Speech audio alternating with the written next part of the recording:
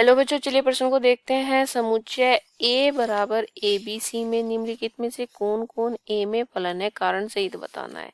और R2 हमें ऐसा दिया है कि ए बी बी सी सी और ए बी, ये हमें क्या दिए हुए हैं, ये हमें समुच्चय दिया हुआ है और हमें बताना है कि फलन है या नहीं है। तो हमें मुख्य अवधारणा क्या हो जाएगी, मुख्य अवधारणा दिए गए समुच्चय को सत्यापित करना।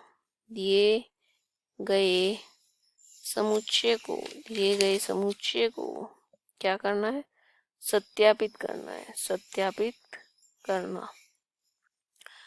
अच्छा बच्चों, पहली बात सत्यापित कैसे करेंगे, पहले हमें पता होना चाहिए कि फलन होता क्या है।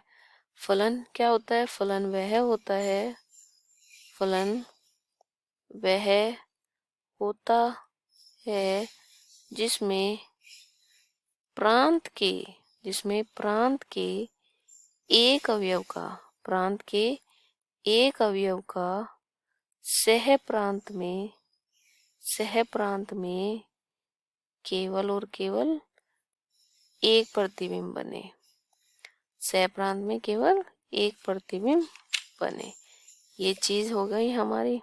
चलिए, जो हमारा मूल प्रश्न दिया गया है पहले उस पर ध्यान देते हैं। प्रश्न है हमारा कि कोई फलन है, मान लो वो f है, जो a से a पर ही परिभाषित है। ठीक है, कोई संबंध ऐसा है जो a से a पर ही परिभाषित है, यानी प्रांत भी a ही है और सह प्रांत भी उसका a ही होगा।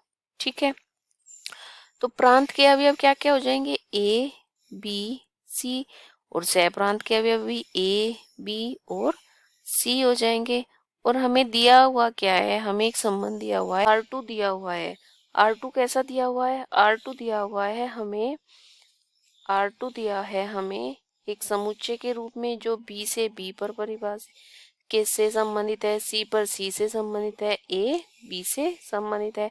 तो इन्हीं संबंध को हम कहाँ पर दिखाएंगे, अपने प्रांत और सह प्रांत में।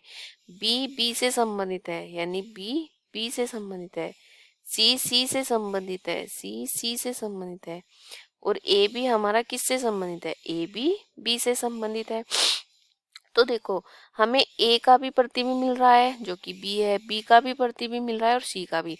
और प्रत्येक का कैसा प्रतिबिंब है, प्रत्येक का एक एक प्रतिबिंब है, एक एक प्रतिबिंब है। कोई भी ऐसा नहीं है जिसके एक से ज्यादा प्रतिबिंब है। तो हम क्या कहेंगे, तो दिया गया समुच्चय या यह समुच्चय क्या है, यह समुच्चय फलन है। तो यह समुच्चय क्या है, यह समुच्चय फलन है। और यही क्या करना था, यही हमें सिद्ध करना था कि ये फलन है या नहीं है, बताना था। तो हमारा समुच्चय कैसा निकला, हमारा समुच्चय फलन है। आशा करती हूँ आपको अच्छे से समझ आया होगा। धन्यवाद।